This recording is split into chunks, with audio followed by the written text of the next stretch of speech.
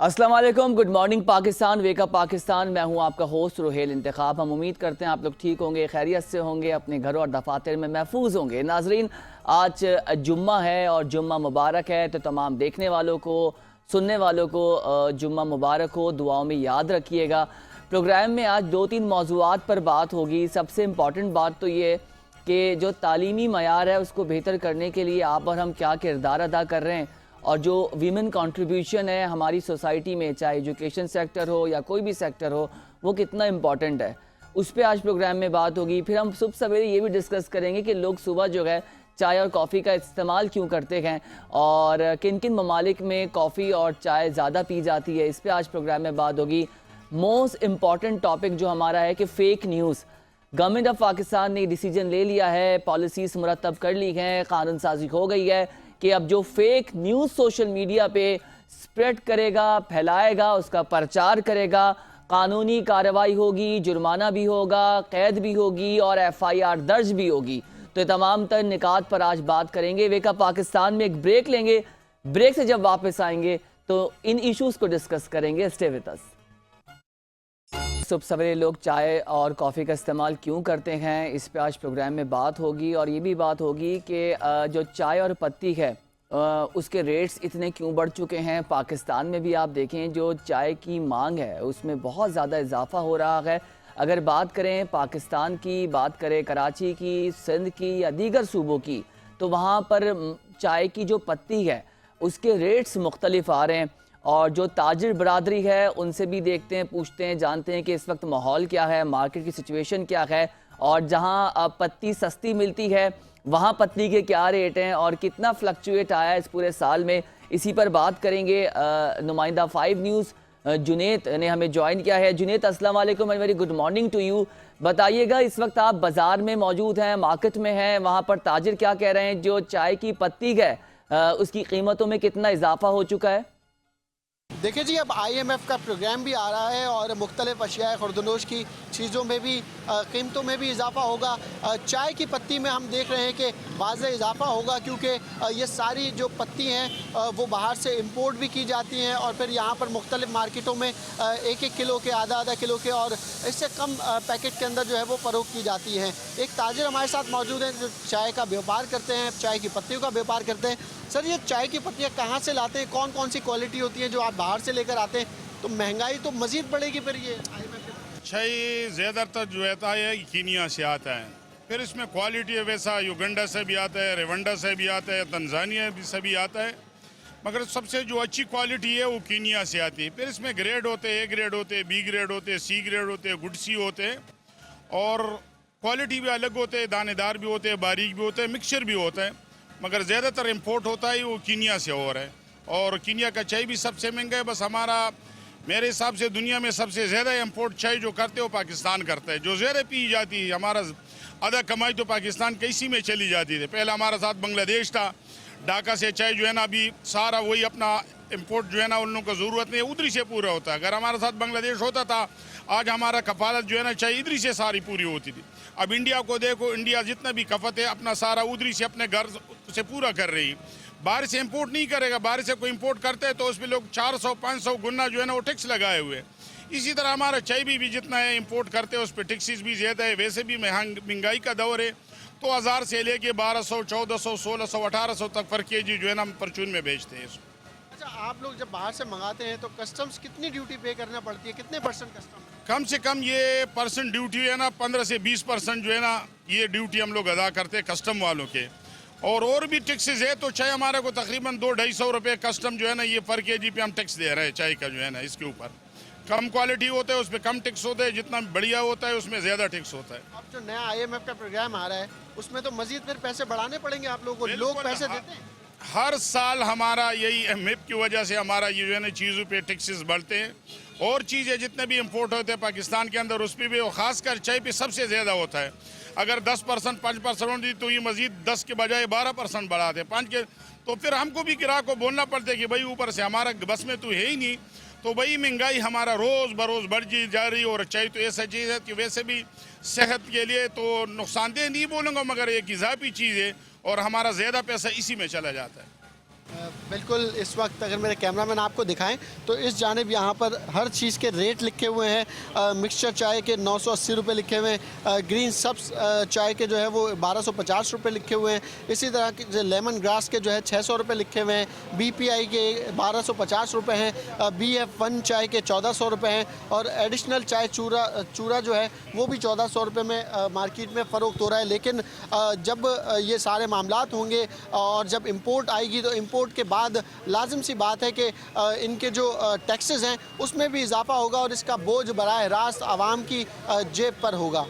जी बिल्कुल, टैक्सेस में इजाफा होगा और इसका जो बोझ है वो आवाम की जेबों पर ही होगा। आप देखें कि इतनी महंगाई हो चुकी है कि जो छोटी छोटी चीज़ें वो आपके लिए बड़ा एक इशू क्रिएट कर रही हैं, चाहे चाय हो, पत्ती हो और चीनी हो, और चाय में जो भी आप लोग डालते हैं, दूध है, तो हर चीज़ के प्राइसेस बढ़ चुके हैं। नाज़रीन, आज इसी पर बात करेंगे कि हमारे मुल्क में चाय का जो कॉन्सेप्ट है वो आया कहाँ से, इसकी डिमांड किस तरह से क्रिएट हुई और सुबह सवेरे लोग चाय के बग़ैर अपने जो सुबह है उसका आगाज़ नहीं करते हैं।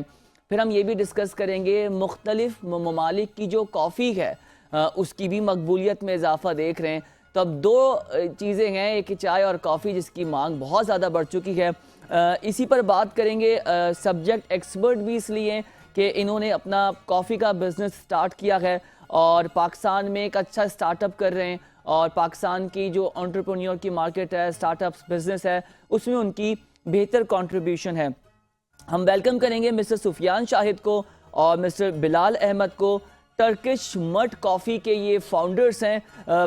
सुफियान साहब अस्सलाम वालेकुम, वेरी गुड मॉर्निंग, कैसे हैं आप? ठीक है, ठीक है। और इनके हमरा बिलाल अहमद बैठे हैं। बिलाल भाई, आपको अस्सलाम वालेकुम, कैसे हैं आप? Good morning. सबसे पहले तो हमें ये बताइए कि ये कॉन्सेप्ट आपके दिमाग में कैसे आया कि मड कॉफ़ी हमने पाकिस्तान के मार्केट में पेनिट्रेट करना है और पाकिस्तान के लोगों को टारगेट करना है, तो ये कैसे आपके पास कॉन्सेप्ट आया, कब से काम स्टार्ट किया और अभी क्या सिचुएशन है? काफ़ी टाइम से कॉफ़ी की मार्केट को हम देख रहे थे और उसके अंदर एक बहुत बड़ा गैप था। नॉर्मली आपको कैपेचिनो, एक्सप्रेसो और अमेरिकानो ये आपको मिल रही थी, लेकिन इस तरह यूनिक सेलिंग एक इसकी जो ट्रेडिशनल स्टाइल है टर्की का कि मड के ऊपर ब्रू हो रही है कॉफ़ी और वही टर्किश ट्रेडिशनल सॉसर्स के साथ, ये अभी तक पाकिस्तान में कोई भी नहीं कर रहा। ये एक बहुत बड़ा गैप है जो हमने आइडेंटिफाई किया और उसके हिसाब से हमने यहाँ के फ्लेवर के हिसाब से एशियन फ्लेवर्स को हमने इंट्रोड्यूस कराया उसी ट्रेडिशनल स्टाइल के अंदर। साथ में फ्रैपेज हो गए और डिज़र्ट्स हो गए और फिज़ी कूलर्स हो गए, इस तरह का मेन्यू पूरा ऐड किया, पूरा एक कैफ़े का हमने स्ट्रक्चर रेडी किया। बहुत आहिस्ता आहिस्ता चीज़ों को लेके चले। Very nice. अच्छा बिलाल, आप लोग सब साथ ही काम कर रहे हैं दोनों, you both are the founders right? तो कब ये स्टार्ट किया, कितना टाइम हो गया और कहाँ कहाँ आपके स्टोर्स हैं और किस तरह से मार्केट में आप लोग पेनिट्रेट हुए हैं, शामिल हुए हैं? बेसिकली हमारी जर्नी जो है वो तकरीबन 4 साल पहले स्टार्ट होती है। हमारी जो बेस लोकेशन है वो है टर्किश मड कॉफ़ी की CSD, वहीं से हमने एक छोटी सी जगह से स्टार्ट किया और फिर अल्हम्दुलिल्लाह विद इन 6 मंथ्स हमने उसको जो एक प्रॉपर शॉप मॉडल पे कन्वर्ट किया। फिर ग्रेजुअली, जैसे सुफियान ने जिक्र किया कि ग्रेजुअली जो है हम जो है वो फिर पोर्टलैंड गए, फिर हम उसके बाद हमारा सफ़र स्टार्ट होता है हैदराबाद का। तो इस तरह ये जर्नी हमारी स्टार्ट होती है। 4 साल की जर्नी है हमारी। अच्छा माशाल्लाह। अच्छा, हमारी एक्सपर्टीज जो है वो कॉफ़ी के साथ साथ हमारे सिर्फ हॉट नहीं है, हमारा कोल्ड भी हमारी एक्सपर्टी है। तो अल्हम्दुलिल्लाह फिर हमने कैटरिंग के इवेंट्स करे, मुख्तलिफ और बहुत सारे इवेंट्स करे, तो ये सिलसिला है। अच्छा, हालिया मैंने देखा कि आप लोग एक किसी रियलिटी शो में भी गए थे, वहाँ पर भी आप लोगों ने अपने बिज़नेस को बड़ा प्रमोट किया है और पाकिस्तान में अब एक बड़ा अच्छा लग रहा है कि एक माहौल बन चुका है कि स्टार्टअप्स की एक्सेप्टेंस का, पहले भी था लेकिन कम्युनिकेशन इतना ज़्यादा नहीं होता था, अब इस कम्युनिकेशन को बढ़ा दिया गया है। तो आप समझते हैं कि ये एक डेफिनेटली एक सपोर्ट है, एक सपोर्टिंग टूल है पाकिस्तान की इकॉनमी के लिए? रोहेल, बिल्कुल ऐसे ही है। पहले जो है ना वो सपोर्ट की बहुत कमी थी और अब बहुत सारी अपॉर्चुनिटी इस तरह की क्रिएट हो रही हैं। और ये शार्क टैंक बहुत टाइम से हम देख रहे हैं, शार्क टैंक अमेरिका, हम देख रहे हैं शार्क टैंक इंडिया, क्योंकि पाकिस्तान में बहुत ज़्यादा मकबूल शार्क टैंक इंडिया। तो ये शार्क टैंक पाकिस्तान का पहला सीज़न था, सामने लॉन्च हुआ, तो हमने कहा यार इसमें हमें बिल्कुल आगे बढ़ना है और जाना है। तो अल्लाह का शुक्र, इसमें इसके सारे ऑडिशंस को क्लियर किया। उसके बाद हम प्रोग्राम में गए, तो उसके बाद अल्लाह का शुक्र उसके अंदर भी पिच हमने विन की और 10 न्यू आउटलेट्स, 10 न्यू लोकेशंस, इसके साथ हम लोग अब मार्केट में आएंगे। 3 ऑलरेडी लोकेशंस हैं हमारी, 10 न्यू उसके अंदर ऐड हो जाएंगी। तो इस तरह की अपॉर्चुनिटीज़ हैं, लेकिन आपको जो है उसके साथ साथ चलना है। अच्छा बिलाल, ये बताएं ये टर्किश कॉफ़ी का कंसेप्ट क्यों? पाकिस्तान में आपने इस पे कितना काम किया? आपको लगता था कि टर्किश कॉफ़ी की डिमांड पाकिस्तान में बहुत ज़्यादा है, और इस हवाले से हमें बताएं, क्योंकि अगर हम देखें तो लोग चाय ज़्यादा प्रेफर करते हैं। तो आपकी जो ये मार्केट है, ये आपने किस मार्केट को टारगेट किया है, और फिर इसके लिए आप क्या काम कर रहे हैं, अवेयरनेस के लिए आप क्या काम कर रहे हैं? अच्छा रोहेल, ये बेसिकली जैसे सुफियान ने जिक्र किया आपसे कि हमारी नॉर्मली कैपुचिनो, लाटेस, इस तरह की चीज़ें नॉर्मली बहुत चल रही होती हैं। सेकेंडली हमने जब ये स्टार्ट किया तो हमने कहा कुछ अलग हटके होना चाहिए। तो टर्किश जो है कल्चर, टर्किश जो है ना, बहुत ज़्यादा टर्किश कल्चर हमारी पाकिस्तान में इंट्रोड्यूस हुआ, ड्रामास चल रहे थे बहुत ज़्यादा। तो हमने कहा उस चीज़ को, सिमिलैरिटी को करते हुए हमने इसको इंट्रोड्यूस करवाया। ये मड प्रोसेस जो है वो टर्की का अपना एक नेचुरल प्रोसेस है जो कि उनका सदियों से चलता हुआ आ रहा है।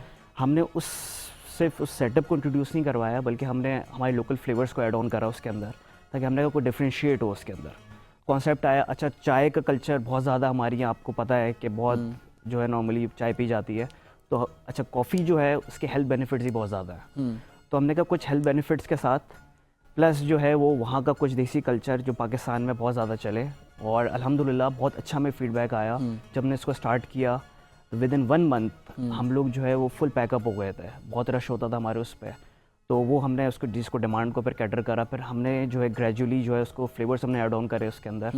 तो अल्हम्दुलिल्लाह टाइम लगता है चीज़ों के अंदर, लेकिन ग्रेजुअली जो है वो आवाम शिफ्ट हुई कॉफ़ी के अंदर। और एक बात मैं कहूँगा, अच्छा जो है कॉफ़ी जो है अब आप देख रहे हैं कि पिछले 2-3 सालों के अंदर कि कॉफ़ी की डिमांड पाकिस्तान में बहुत ज़्यादा इंक्रीज़ हुई है। तो अल्हम्दुलिल्लाह बहुत अच्छा सफ़र रहा है। ठीक है, एक चीज़ मैं ऐड करूँगा यहाँ पे कि हमने सस्टेनेबिलिटी पे भी काम किया। Oh nice. हमारे जो कप्स हैं वो कप्स हमारे मड कप्स हैं, तो वो इन्वायरमेंटल पोल्यूशन नहीं है उसके अंदर, आप उसको रीयूज नहीं कर रहे हैं, आप वन टाइम उसको यूज़ कर रहे हैं, और वो हम पूरा जो है उसका एक आप देखेंगे तो बड़ा एक अच्छा खूबसूरत सा एक एक्सपीरियंस है जो लोग अपने साथ लेके जाते हैं, और उसको जो है प्लांटेशन के लिए भी इस्तेमाल कर रहे हैं, उसको रीयूज भी कर रहे हैं। तो ये हमने तो सस्टेनेबिलिटी पे आपने इतना काम किया कि उसका नाम ही आपने मड के साथ मड कॉफी कर दिया। क्या बात है। तो अच्छा ये एक चीज़ बड़ी है कि लाइफस्टाइल बहुत ज़्यादा लोगों का बन चुका है, और मुझे ऐसा लगता है कि जो ये चाय और कॉफ़ी बनाने वाले लोग हैं, they are working on the lifestyle as well. लोग क्या करते हैं, ख़ासतौर पे कोल्ड कॉफ़ी के लिए वो उसको कैरी कर लेते हैं, कि ब्रांडिंग भी हो रही है, एक मार्केटिंग भी हो रही है। तो इस कॉन्सेप्ट से भी काम हो रहा है। फिर फर्दर पाकिस्तान में हम ये देख रहे हैं कि ऐसा ब्रांड है, दुनिया भर में उसकी कॉफ़ीज़ की बड़ी डिमांड है। मैं स्टारबक्स की बात करूंगा।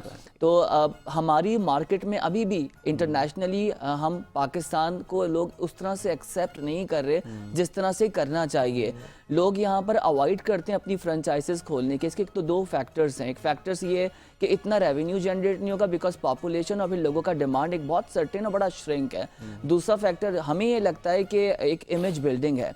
तो कहीं ना कहीं इस 2 फैक्टर्स की वजह से आप समझते हैं कि इंटरनेशनल जो जितने भी बड़े ब्रांड्स हैं वो पाकिस्तान आने से कतराते हैं।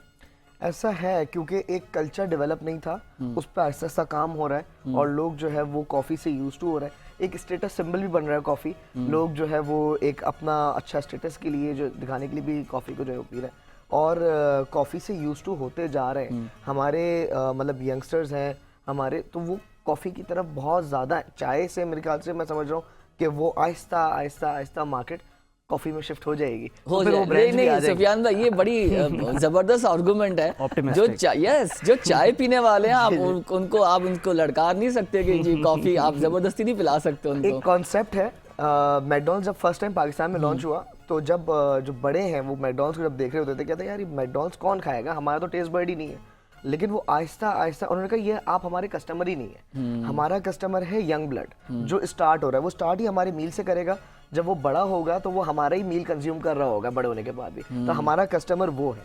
तो इसी तरह अब जो यंगस्टर्स हैं वो हमारे कस्टमर हैं, और जब बड़े होंगे और उनकी जनरेशन नहीं आगे आएगी तो वो कॉफ़ी की तरफ मूव करेंगे। लेट्स सी, एक आपका थॉट है। बिलाल भाई ये बताएं कि सारा प्रोसेस बिजनेस का आप लोगों ने इस्टेब्लिश किया पाकिस्तान की मार्केट में। To be very honest challenges बहुत ज़्यादा हैं। आप लोगों को क्या चैलेंजेस फेस करने पड़े जब आप अपना ये स्टार्टअप स्टार्ट कर रहे थे, और अभी भी जो आपको चैलेंजेस है? डेफिनेटली सर फहरिस्त तो ये आपका इन्फ्लेशन की वजह से टैक्सेशन है, इसके अलावा क्या है मुझे बताएंगे? वेल बहुत अच्छा सवाल है। अच्छा ये सीखने के लिए भी बहुत कुछ है इसके अंदर यंग जनरेशन के लिए, कि आप जैसे हमने अपना ये रखा कि हमने ग्रेजुअली इसको इंक्रीज़ करना है, हमने जो है स्टेप बाय स्टेप चलना है। तो अल्हम्दुलिल्लाह देखिए मुश्किलात तो आती हैं हर बिज़नेस के अंदर, बहुत सारी चीज़ें होती हैं, आप उन सब चीज़ें गुजर जाते हैं आहिस्ता आहिस्ता करके। लेकिन आपको जो है आपकी आपको ये देखना पड़ता है कि मेरा प्लान क्या है, कि मैंने किस चीज़ पर चलना है, मैंने आगे फ्यूचर में क्या चीज़ अचीव करनी है, मेरे गोल्स क्या हैं, मेरे टारगेट्स क्या हैं। तो अल्हम्दुलिल्लाह देखिए, हम मुश्किलात तो आई, जैसे हमने फर्स्ट ब्रांच स्टार्ट करी, 6 महीने बाद हमें उसको शट डाउन करना पड़ा, हमें मूव करना पड़ा। तो वो चीज़ें थी हमारे लिए, लेकिन जैसे जैसे हम आगे बढ़ते रहे तो अल्हम्दुलिल्लाह चीज़ें जो हमारे लिए बेहतर होती गई, सीखने को बहुत कुछ मिला। फिर हमने जो हमारी 3rd आउटलेट खोली हैदराबाद पे, उससे एक बिल्कुल अलग चैलेंजेस थे हमारे पास, लेकिन अल्हम्दुलिल्लाह हम उस चीज़ से भी गुजरे।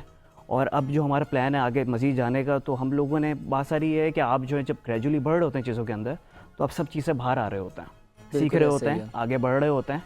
और ये है कि लेकिन आपको फोकस होना चाहिए कि मैंने अचीव क्या करना है एट दी एंड। तो अल्हम्दुलिल्लाह वो रहा है। तो बाकी चैलेंजेस तो होते हैं, हर जगह पे होते हैं, सिर्फ पाकिस्तान में नहीं है, ओवरऑल वर्ल्ड वाइड होता है, लेकिन हम उस चीज़ से ग्रो हो जाते हैं, बढ़ जाते हैं आगे, कोई ऐसा मसला नहीं होता। कोई ऐसा मसला नहीं होता। मुश्किलात तो बहुत जी। सारी रोहिल, एक चीज़ मैं और ऐड करूँगा कि ना मुश्किलात तो बहुत होती हैं और मेंटरशिप की कमी काफ़ी होती है। तो हमें ना मेंटरशिप हम ढूंढ रहे होते हैं, हमारी यंग जनरेशन, यंग एंटरप्रेन्योर्स, उनको वो मेंटरशिप नहीं मिल पाती प्रॉपर कि वो एक उस स्टेप तक जाए। तो हम ये समझते हैं कि एक सर्टेन लेवल पे आने के बाद हम जैसे हैं और मज़ीद जो बिजनेसमैन हैं उनको मेंटरशिप क्रिएट करनी है, मज़ीद अवेयरनेस क्रिएट करनी है, उनको वे करना है कि भाई आपने जो है ना वो रिस्क लेना है, कैलकुलेटेड रिस्क ले। ऐसा नहीं है कि आप जो है वो अंधाधुन रिस्क ले रहे हैं और जो है ना वो अपने कंफर्ट जोन से बाहर आए। तो ज़रूर आगे बहुत सारी चीज़ें हैं, आपने इतनी opportunities अच्छी हैं। बात की, दो बड़े इंपॉर्टेंट चीज़ें, एक तो रिस्क लें और कंफर्ट जोन से बाहर निकलें। जिन जिन लोगों ने जॉब मार्केट छोड़ के बिजनेस में स्टार्ट किया और उनसे अगर पूछा जाए तो they are doing a wonderful job. कुछ लोग तो इतने इरिटेट हो चुके हैं नौकरी करके, कहते हैं ये हमारा काम ही नहीं है, हमारा लगता है कोई हमारा गला घोंट रहा है सीरियसली। और मैंने काफ़ी लोगों का इंटरव्यू किया, क्योंकि मैं इकोनॉमी पे काफ़ी अर्से से भी काम कर रहा हूँ। तो लोग की अगर केस स्टडी पूछी जाए या उनकी सक्सेस स्टोरी पूछी जाए, वो यही कह रहे होते हैं कि जॉब हमारी है ही नहीं। एक्सपीरियंस लेने के लिए सही है कि मार्केट चल कैसी रही है, कॉर्पोरेट स्ट्रक्चर बना कैसे सकते हैं, उस तक तो ठीक है। और लोगों ने इसको बड़ा अप्रिशिएट भी किया है। सर एक और बड़ा इंपॉर्टेंट सवाल है, कराची की अगर हम बात करें, कराची की जो मार्केट है यहाँ पर आप देखें ढाबे का कॉन्सेप्ट बहुत ज़्यादा है, लो इन्वेस्टमेंट पे अच्छा रिटर्न आ जाता है। तो आप समझते हैं अब कंपटीशन बहुत ज़्यादा इस पर्टिकुलर एरिया में नहीं बढ़ चुका है? देखिए, एक ढाबा जो है वो बिल्कुल एक अलग कॉन्सेप्ट है और कॉफ़ी कैफ़ेज़ का एक अलग कॉन्सेप्ट है। यूजली एक अपार्ट फ्रॉम जोक मैं एक चीज़ वो रखूं कि जो ढाबे हैं ना वहाँ पे सिर्फ आप प्लान डिस्कस करते हैं। मेरे ख्याल से उधर जो है ना एग्जीक्यूशन नहीं होती, लोग बड़ी बड़ी बातें कर रहे होते हैं, सब चीज़ें होती है, लेकिन कॉफ़ी कैफ़े में बैठ के मेरे ख्याल से उन प्लान्स का एग्जीक्यूशन हो रहा होता है। क्लासेस का फ़र्क आ जाता है ना? क्लासेस का भी फ़र्क आ जाता है। फिर वहाँ जो है ना आप सिर्फ एक टाइम किल कर रहे होते हैं। इस वक्त सबसे प्रेशियस जो है ना वो टाइम है और उन ढाबों पे टाइम किल हो रहा होता है। वो चीज़ आपका कैफ़े पे नहीं होती। मैं देखता हूँ कि अगर हम लोग अपने कैफ़े में भी देख रहे होते हैं, एक टर्न अराउंड टाइम जो होता है टेबल का वो मैक्स 15 to 20 मिनट्स है। लेकिन अगर आप एक ढाबे पे टर्न अराउंड टाइम देखें तो वो तकरीबन घंटे तक जा रहा होता है, 2-2 घंटे लोग बैठ रहे होते हैं। तो वो एक उनका देखिए, आप उनसे अगर कंपेयर करें तो उनके लिए वो रिलैक्सेशन है। आप कैफे में बैठ के लोग बिजनेस मीटिंग लैपटॉप खोल के आराम से कर सकते हैं, बाहर का शोर नहीं आएगा, सुकून के साथ कम्युनिकेशन हो जाएगी, फोकस्ड होके। ढाबे पे नहीं हो सकता। तो एनवायरनमेंट का भी बड़ा फर्क है और आपकी अपनी तरजीहात भी हैं। अगर कोई कैफे जाकर भी लुफ्त अंदोज हो रहा है, लेकिन वो उसको ढाबे पे भी जाना है दोस्तों के मैं साथ। इसमें एक चीज़ ऐड करूँगा कि आहिस्ता आहिस्ता लोगों में अवेयरनेस पैदा हो रही है। तो जैसे जैसे वो आप भी देखेंगे कि कल्चर बदल रहा है, कॉफ़ी की तरफ मूव कर रहे हैं, तो वो आवाम आहिस्ता आहिस्ता जो है वो सुफियान वाली बात कि वो टाइम स्लॉट जो है वो उसको जो है वैल्यू कर रहा है। अब वो कन्वर्ट हो रहा है, कॉफ़ी के अंदर भी हो रहे हैं। कैफ़ेज़ हमारी ये जो कॉन्सेप्ट अब कैफ़ेज़ का बना है वो पहले कुछ सालों में नहीं था। जो कंफर्ट वो प्रोवाइड कर रहे हैं, जो फैसिलिटीज़ वो दे रहे हैं आपको, जैसे ऑफिस की बात हुई, अगर कोई स्टूडेंट है तो उसको जो ऑप्शंस मिल रही हैं वहाँ बैठ के, फैसिलिटीज़ मिल रही हैं, इंटरनेट मिल रहा है, तो ये चीज़ें पहले नहीं थी। तो बिल्कुल ऐसा ही है, बिल्कुल ऐसा ही है। अच्छा सर मुझे बताएं, आपने सस्टेनेबिलिटी की बात की है, ठीक है। सस्टेनेबिलिटी के अगर हम बहुत सारे रोल्स की बात करें तो वो 17, 18, 19 गोल्स भी अचीव करने और मुख्तलिफ जगहों पर उसको प्लेस कर दिया है। चाय कॉफ़ी के नुकसानात को इतने ज़्यादा हम ऑब्जर्व नहीं कर रहे और रिसर्च के मुताबिक भी किसी चीज़ का ज़्यादा इस्तेमाल करेंगे तो उसका डेफिनेटली नुकसान ही होना है। आप समझते हैं हमारी मार्केट में ये चाय और कॉफ़ी ये पाकिस्तान की इकॉनमी में मज़ीद किरदार अदा कर सकती है?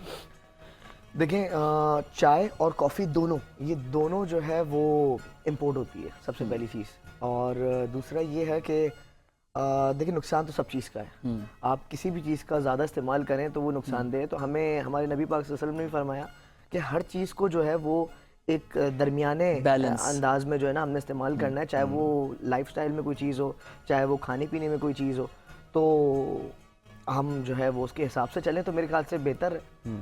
बिल्कुल ऐसा ही है। अच्छा, आप लोग मुझे बताएं, आप लोग की प्रोडक्ट लाइन क्या क्या है, मतलब क्या क्या दे रहे हैं, और आप लोग के पास कहाँ से आप लोग का सामान इधर लोकल मैन्युफैक्चर कर रहे होते हैं या कहीं से मंगवा रहे होते हैं, फिर कुछ दूसरे कोलैबोरेशंस भी किसी के साथ है, तो बिजनेस मॉडल में किस तरह से काम हो रहा है आपके? तो देखें रोहिल, हमारी जो मेन्यू है बेसिकली हमारा वो डिवाइड होता है कॉफ़ी के अंदर, ये दो चीज़ों में होता है, हॉट एंड कोल्ड। हॉट में हमारी हॉट कॉफ़ीज़ हैं, कोल्ड में हमारे डिफरेंट सेक्टर्स हैं जिसमें हमारी कोल्ड कॉफ़ीज़ भी आती हैं, हमारे फ्रैपेज भी आते हैं और हमारे लिक्विड आइटम भी आते हैं जैसे हमारे कूलर्स वगैरह हैं। थर्ड हमारा पोर्शन आता है मेन्यू का, वो होता है डिज़र्ट सेक्शन, जिसमें हमारे पास जो है वॉफल्स का एक सेक्शन है, जिसमें हमारे पास सेकंड सेक्शन आता है केक अलास्का, जिसमें आपके ब्राउनीज़ वगैरह आती हैं। कॉफ़ी हमारी टर्की से ही इंपोर्ट होती है और टर्की डायरेक्ट हम उसी को यूज़ करते हैं अपने आइटम्स के अंदर। और जो है कोलैबोरेशन हमारा सेल्फ वो है, कोलैबोरेशन तो फ़िलहाल नहीं है चीज़ों के अंदर, तो हमारी सेल्फ ओनली। अच्छा, मुझे टर्की से एक चीज़ याद आ रही है, आप लोगों ने भी 4 साल पहले स्टार्ट किया, और 4 साल पहले अगर हम देखें तो कोविड भी था, और कोविड के दौरान जो है बड़ा मशहूर ड्रामा टर्की का यहाँ पे चला है, लोगों ने बड़ा देखा है, उसी आपने टेन्योर में किया, उसी पीरियड में स्टार्ट किया अपना? एक तो वो चीज़, क्योंकि उस टाइम पे टर्किश ट्रेडिशन काफ़ी आ रहा था ड्रामों से, फूड से, तो उसी टाइम पे हमने कहा यार कुछ टर्किश कॉफ़ी भी आनी चाहिए, कुछ टर्किश बेवरेजेस के अंदर भी हमें आना है, तो उस वजह से भी एक फैक्टर ये भी था। दूसरा फैक्टर, उस टाइम पे कोरोना चल रहा था। हम लोग अगर अपने बैकग्राउंड से जो बिज़नेस देखें तो हमने कहा वो कोरोना में काफ़ी इफ़ेक्ट हुआ, लेकिन ये फूड का बिज़नेस, मेडिकल का बिज़नेस, इस तरह की जो इंडस्ट्री थी वो इतनी ज़्यादा उसके ऊपर इम्पैक्ट नहीं आया कोरोना का जितना इम्पैक्ट दूसरे सेक्टर्स पे आया। तो हमने अपने बिज़नेस को और अपने समझने एक्सपर्टीज़ को जो है वो इस तरफ टर्न किया, और आहिस्ता आहिस्ता आहिस्ता हम पूरे तरीके से जो है वो F&B बिज़नेस के अंदर आ गए। अच्छा, मुझे एक चीज़ ये बताएं, ये सीज़न बेस्ड डिमांड तो नहीं है आपकी? विंटर में हम जो समझते हैं कि ज़्यादा डिमांड आ जाती है और गर्मियों में लोग इतना प्रेफर नहीं करते हैं चाय और कॉफ़ी को, ऐसे ही? हमने अपने मेन्यू को डाइवर्सिफाई उसी हिसाब से किया कि अगर गर्मियां हैं तो लोग ज़्यादातर हॉट कॉफ़ी की तरफ नहीं जाएंगे, हॉट चॉकलेट की तरफ नहीं जाएंगे, Cold. तो हमने फ्रोज़न हॉट चॉकलेट्स और इस तरह की कोल्ड फ्रैपेज और कोल्ड कॉफ़ीज़, और हमने अब कोल्ड टी इस तरह की बात ना कर ले आप। हमारी अभी अब मैं आपके प्रोग्राम से ये चीज़ वो कर रहा हूँ, हमारी अभी टर्किश टी भी आ रही है जो फ्लेवर्ड होती है, वो भी हम लॉन्च कर रहे हैं। आइस टीज़ हैं, तो हमारे पास दोनों चीज़ों का बैलेंस कॉम्बिनेशन है कि अगर गर्मियाँ हैं तो आप जाहिर सी बात है कोल्ड बेवरेजेस की तरफ जाएंगे और कोल्ड डेजर्ट्स की तरफ जाएंगे, और अगर सर्दियाँ हैं तो फिर हॉट डेजर्ट्स और हॉट बेवरेजेस की तरफ जाएंगे। तो हमने पूरा उसको इस तरह से डिवाइड किया हुआ, डाइवर्सिफाई किया हुआ। Very nice. बिलाल, ये बताएं कि कोई भी बिजनेस स्टार्ट करने के लिए कम से कम, चलें चाय का बिजनेस स्टार्ट करना है, कितनी इन्वेस्टमेंट रिक्वायर्ड होगी? देखिए, बिजनेस स्टार्ट करने के लिए सबसे पहले आपको आइडिया चाहिए। अब उस आइडिया पे डिपेंड करता है कि आपको कितनी इन्वेस्टमेंट रिक्वायर्ड है। देखिए, बहुत सारे फैक्टर्स होते हैं। एक तो ये है कि आपका बेसिक ये होता है, जो हमारे यहाँ सबसे ज़्यादा मेन फोकस है वो होता है लोकेशन पर। अब लोकेशन आपकी क्या है, क्या डिपेंड कर रही है, सबसे ज़्यादा आपकी इन्वेस्टमेंट, मेन इन्वेस्टमेंट वो है। सेकेंडली देखें, इतनी बड़ी इन्वेस्टमेंट पाकिस्तान में लगती नहीं है। मैं ये समझता हूँ कि आप एक बहुत छोटे पैमाने से स्टार्ट करें चीज़ों को, विद एक्सपेरिमेंट पर्पस। आपकी 1 मिलियन के अंदर भी बहुत अच्छा सेटअप स्टार्ट हो जाता है, आप उससे स्टार्ट लें। और हमारी अपनी मिसाल है कि हमने इस इन्वेस्टमेंट से स्टार्ट किया, और फिर वही बात कि ग्रेजुअली स्लोली चीज़ों को देखते हुए, फोरकास्ट करते हुए हम आगे आगे बढ़े। बिल्कुल। तो आप स्टार्ट लें छोटे वेंचर से, और उसको फिर आहिस्ता आहिस्ता बिजनेस को आगे बढ़ाएं अपने। बिल्कुल ऐसा ही है। सुफियान भाई, लास्ट मैसेज क्या है यूथ को, लोगों को, और जो लोग काम करना चाहते हैं? फिर इंशाल्लाह आप लोगों से अगली दफ़ा मुलाकात होगी और कुछ अच्छे नंबर्स के साथ, तो क्या मैसेज देंगे आवाम को हमारे? लास्ट मैसेज यही होगा कि एक स्टोरी से थोड़ा सा मैं रेट करूँगा, जो हमारी थोड़ी सी इस्लामिक स्टोरी है। हज़रत इब्राहीम अलैहिस्सलाम, हज़रत इस्माइल अलैहिस्सलाम और बीबी हाजरा, इन्होंने जो है वो जब अल्लाह पाक का हुक्म आया कि एक आपको सहरा में अपने दोनों लोगों को छोड़ना है जो आपके महबूब हैं, तो उन्होंने उनको छोड़ा और कोई चीज़ नहीं थी, तो बीबी हाजरा ने जो है वो सफ़ा मरवा, जो हमारा हज का जो है वो अरकान भी है, बिल्कुल तो ऐसा ही है। बेसिकली जब मैं परफॉर्म करने के लिए गया तो मैंने उससे ये चीज़ सीखी कि आपने जो है ना वो स्ट्रगल करनी है, आपने जो है वो सफ़ा मरवा जो है ना वो एक आपका एफर्ट है, और अल्लाह उसका रिज़ल्ट जो है वो इस तरह देता है कि जो नामुमकिन है। तो हमें भी ऐसा ही हुआ, वो एफर्ट हमने की और आपने भी एफर्ट करनी है, जो भी हमारी यंग जनरेशन हमें देख रही है उसने एफर्ट करनी है, एटलीस्ट निकलो, भागो, दौड़ो। कितनी और खूबसूरत फिर जो बात है आपने आपके बोली, लिए मंजिलें बहुत अल्लाह मतलब की मुझे लग रहा है ये तो मैसेज ऑफ द डे भी हो गया कि स्ट्रगल करनी पड़ेगी। ज़रूरी है। और फिर जो आपने इस्लाम से उसको रिलेट किया, सर क्या बात है। बिलाल भाई आप क्या बात कहेंगे? मैं बस छोटी सी बात करूंगा कि आप देखें, पैसा बहुत मुश्किल से कमाया जाता है। अगर आप किसी आइडिया पे, किसी चीज़ से पैसा लगा रहे हैं, उस पर उतना ही फोकस करें, अपने टारगेट्स को सेट करें, एफर्ट करें, सूनर और लेटर आपको उसका रिजल्ट मिल जाता है। बिल्कुल ऐसा ही है। Thank you. Thank you so much mister you. Bilal and mister Sufiyan, आपके वक्त का शुक्रिया। नाज़रीन, आपने देखा कि छोटा सा आप कोई भी स्टार्टअप्स करें, उसके नताइज मिलते हैं और स्ट्रगल बड़ी इंपॉर्टेंट है। और रातों रात कुछ नहीं होता, सिवाय फिल्मों में दिखाया जाता है और मैजिक्स हो सकते हैं, लेकिन ये पॉसिबल नहीं है अगर रियलिटी की बात करें। एक ब्रेक लेंगे, ब्रेक से जब वापस आएंगे तो हम डिस्कस करेंगे जो स्कूल्स हैं उनकी क्वालिटी पे बात कर लेंगे, फिर एग्जामिनेशन और असेसमेंट की बात होगी। जो गवर्नमेंट ऑफ सिंध और हमारे जो स्कूल्स और जो तालीमी इंस्टीट्यूशंस हैं उन्होंने गुज़िश्ता रोज़ कुछ डिसीजंस लिए हैं, आज उस पर प्रोग्राम पे बात करेंगे। Let's take a short break. मुल्क में तो हमें अच्छा लगता है जब पाकिस्तानी सतह पर हम देखते हैं कि छोटे छोटे माइलस्टोन्स अचीव हो रहे होते हैं मुख्तलिफ जगहों से, मुख्तलिफ इलाकों से। तो कराची से ये एक स्टोरी है कि ग्रेनिच यूनिवर्सिटी की चांसलर भी हैं डॉक्टर सीमा मुगल, ऑक्सफोर्ड यूनिवर्सिटी ने इनको एजाज़ी डिग्री से नवाजा है। इनके 40 साल खिदमात इन्होंने जो अंजाम दी हैं एजुकेशन में काम करने के हवाले से, लोगों को एम्पावर करने के हवाले से, और आप उनके तमाम तर एफ़र्ट्स को गवर्नमेंट ने भी सराहा है और उनको मुख्तलिफ एजाज़ात से गवर्नमेंट ऑफ पाकिस्तान ने भी नवाजा है। और इस वक्त ये स्टोरी आई है गुज़िश्ता 2 रोज़ पहले कि लंदन की ऑक्सफोर्ड यूनिवर्सिटी है, वहाँ पर बाकायदा उनको सेलेक्ट किया गया, तमाम तर जो प्रोफाइल्स आई थी और उसमें से उनका नाम नुमाया आया और उनकी एफ़र्ट्स को देखा, उनका प्रोफाइल को देखा और उनको तालीम की खिदमात 40 साल से ज़्यादा एक इंस्टीट्यूशन से और मुख्तलिफ जो दीगर कोलैबोरेशंस हैं उनकी मुख्तलिफ ममालिक के साथ, मुख्तलिफ इंस्टीट्यूशंस के साथ, उसके हवाले से भी उनको देखा। फिर उनको तमग़ा इम्तियाज़ भी हुकूमत पाकिस्तान ने नवाजा से कुछ साल पहले। तो ये बड़ी खुशी और की बात होती है कि जब हम देखते हैं कि हमारे माशरे में ख़वातीनों ने बड़ा अहम किरदार अदा किया है कंसिस्टेंसी के साथ, और उसमें टाइम भी लगता है। और ब्रेक से जाने से पहले भी हम स्ट्रगल की बात कर रहे थे कि ये रातों रात चीज़ें नहीं होती हैं, डेफिनेटली इसके पीछे एक तवील स्ट्रगल होती है। और 35 साल, 40 साल, 45 साल का जो ये पीरियड है, आप देखें कि ये पूरी ज़िंदगी है। तो आप समझ लें कि इंसान पूरी ज़िंदगी अपनी लगा देता है। और अच्छा जब लगता है कि जब बैनुल अक़वामी सतह पर उसको रिकग्नाइज़ किया जाए, उसको एजाज़ दिया जाए। और नेशनल सतह पर तो हो ही रहा होता है, लेकिन बात तब होती है जब इंटरनेशनली हमारे जो सक्सेस होती है, हमारी काविश होती है, हमारी मेहनत होती है, उसको सराहा जाता है। तो हम बहुत मुबारकबाद देंगे। और मुस्तकिल हम ये देख रहे होते हैं कि जो ख़वातीन हैं कहीं ना कहीं से मार्केट में या हमें सुनने को देखने को मिल रहा होता है कि वो पाकिस्तान की तरक्की के लिए, पाकिस्तान की खिदमात में अपना जो किरदार है पाकिस्तान को कंट्रीब्यूट करती आ रही हैं। और हम उसको डिनाई भी नहीं कर सकते क्योंकि ख़वातीन का किरदार अहम है हमारे मुल्क में और हमेशा रहेगा। क्योंकि अगर आप पाकिस्तान की प्रोफाइल की बात करें तो डेफिनेटली अगर आप कायदे आज़म को देखेंगे तो उनकी हमशीरा के बग़ैर तो कुछ भी पॉसिबल नहीं था। और अगर हम बात करें पाकिस्तान की पहली मुस्लिम वज़ीर आज़म की, तो मोहतरमा बेनज़ीर भुट्टो ने भी बहुत कुछ मुल्क को दिया। तो बहुत सारी हमारी प्यारी माएँ बहनें हैं जिन्होंने बड़ा अहम काम किया है। नाज़रीन, एक दूसरी इंपॉर्टेंट स्टोरी आपके सामने रखेंगे। बच्चों के इम्तिहानात की बात कर लेते हैं। सबसे बड़ा हमारे यहाँ प्रॉब्लम ये आता है कि डिसीजंस अचानक ले लिए जाते हैं और उसके बाद उजलत में फ़ैसले होते हैं। फिर देखना ये होता है कि कितना सही हुआ है, कितना गलत हुआ है। स्टोरी ये है कि सिंध में मैट्रिक और इंटर के इम्तिहानात कब से शुरू होंगे। गुज़िश्ता रोज़ जो है ये तारीख सामने आई है। आपको बताएं कि महकमा तालीम सिंध की स्टीयरिंग कमेटी के इजलास में फ़ैसलों का नोटिफिकेशन बाकायदा जारी कर दिया गया है। नोटिफिकेशन के मुताबिक सूबे में 9वीं और 10वीं जमात के इम्तिहानात 15 मार्च से होंगे और 11वीं और 12वीं जमात के इम्तिहानात 15 अप्रैल से शुरू करने का फैसला कर लिया गया है। नोटिफिकेशन में नताइज के हवाले से भी बता दिया गया है कि मैट्रिक के नताइज 15 जुलाई और इंटर के नताइज 15 अगस्त तक सामने आएंगे। इसके अलावा नोटिफिकेशन में ये भी बताया गया है कि सिंध में स्कूल्स में तालीमी साल 2025-26 यकम अप्रैल से शुरू किया जाएगा, जबकि कॉलेजेस में नया तालीमी साल यकम अगस्त 2025 से शुरू होगा। मौसम सरमा और गर्मा की तातीलात पर भी पुराना शेड्यूल बरकरार है और मौसम गर्मा की तातीलात यकम जून से 31 जुलाई तक होंगी।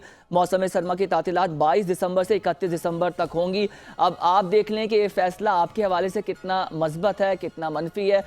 हमें ऐसा लगता है कि एक अच्छा इक़दाम है, क्योंकि एकेडमिक कैलेंडर्स जारी होना बहुत ज़रूरी है और ये फुकदान होता है क्योंकि प्रॉब्लम ये आ रहा होता है सरकारी सतह पर कमेटीज़ होती हैं, फिर वहाँ पर असाइन किए हुए डायरेक्टर्स होते हैं, ह्यूमन रिसोर्स होता है, उनके आगे पीछे होने से फैसलों में थोड़ा सा प्रॉब्लम होता है। लेकिन ये अच्छा इक़दाम हम इसलिए भी समझ रहे हैं गवर्नमेंट ऑफ सिंध का, क्योंकि एकेडमिक कैलेंडर के हिसाब से होगा ये कि अब बच्चे परेशान नहीं होंगे या कोई भी इशू होगा या कोई भी प्रॉब्लम होगा तो उनको पता है कि मार्च और अप्रैल जो है वो मैट्रिक और इंटरमीडिएट के लिए मुख्तस और मुतय्यन कर दिए गए हैं। और सबसे अच्छी चीज़ मुझे इस फैसले की लगी कि रिजल्ट्स का भी बाकायदा अनाउंस कर दिया गया है और ये भी बता दिया गया है कि जो आपकी हॉलीडेज होंगे समर्स के और विंटर के वो पुरानी सतह पर बरकरार है और जो आपका सेशन यानी कि 2025 और 26 का तालीमी साल का आगाज़ है उसका भी गवर्नमेंट ऑफ सिंध ने बता दिया है। नाज़रीन, ये वो इक़दाम है जिससे आप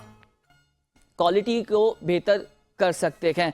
तो ये सिचुएशन है, लेट्स सी कि इससे थोड़ा बहुत इबहाम या कन्फ्यूजन जो है वो हमारे जो पेरेंट्स हैं, स्टूडेंट्स हैं, बच्चे हैं, यूथ है, इनका कम होगा। नाज़रीन, आगे बढ़ते हैं। ये तो खबर हमने पहुंचा दी आपको जो कि मुस्बत खबर है, जो कि हक़ाइक़ पर मबनी है, जो कि गवर्नमेंट ने बताई है। लेकिन अब सरकार ने फैसला कर लिया है कि अगर आपने फेक न्यूज़ देने की कोशिश भी की या उसको शाया किया तो सख्त कवानीन मुरतब कर दिए गए हैं और आपसे सख्ती से निपटा जाएगा। आपको बताएं कि ये तय हुआ है कि जो झूठी खबर फैलाएगा और जिससे स्टेट को या इदारों को या किसी के शख्स के किरदार कशी की जाएगी उसके खिलाफ बाकायदा कार्रवाई की जाएगी। 5 साल कैद, 10 लाख रुपए जुर्माना भी आयद किया जाएगा। उससे पहले FIR भी दर्ज होगी। ये बता दें कि पहले FIR के भी थोड़ा बहुत चैलेंजेस था, थाने में नहीं हो पा रही थी क्योंकि प्रॉपर मेकानिज़म्स मुरतब नहीं थे। लेकिन बाकायदा अब ये अमेंडमेंट हो चुकी है बिल में, इसका मुसवदा भी तैयार हो चुका है और इस पर बाकायदा अब गवर्नमेंट ऑफ पाकिस्तान ने पूरी कानून साजी करके मुताल्लिका जो इदारे हैं उनको भिजवा दिया है। ये भी बताएं नाज़रीन कि डिजिटल दहशत गर्दी के हवाले से भी बात हुई है और जो डिजिटल चीज़ें आप देख रहे हैं इस पर झूठी खबर फैलाकर इदारों की जो है वो बदनामी की जाती है, इदारों के खिलाफ बगैर बात किए लोग शुरू हो जाते हैं। ख़ास तौर पे आप देखें एक बड़ा बुरा कल्चर क्रिएट हो चुका है व्लॉगिंग का। उस पर आप देखें कि व्लॉग में लोग अपनी राय ज़रूर दें लेकिन बगैर जाने पहचाने जो है इदारों पर उंगलियां उठा देते हैं। अब FIR दर्ज भी होगी क्योंकि केस भी चलेगा, उस पर सुनवाई भी होगी और प्रॉपर तरीके से काम होगा। इन्वेस्टिगेशन का दायरा कार भी वसी होगा कि बात क्यों की गई, किसने कही थी, कहाँ से बात को किया जा रहा था। और ये जो झूठी खबरें हैं ये पाकिस्तान में रहकर चलाई जा रही थी या पाकिस्तान से बाहर रह के चलाई जा रही थी, अब बाकायदा इस पर काम होगा और कानून नाफिज करने वाले तमाम इदारों को मुतहर्रिक भी कर दिया है। मॉनिटरिंग बढ़ाने की बाकायदा प्लानिंग कर ली गई है और जो खबर पब्लिश होगी उसको देखा जाएगा, सुना जाएगा और उसके बाद डिसीजन लिया जाएगा।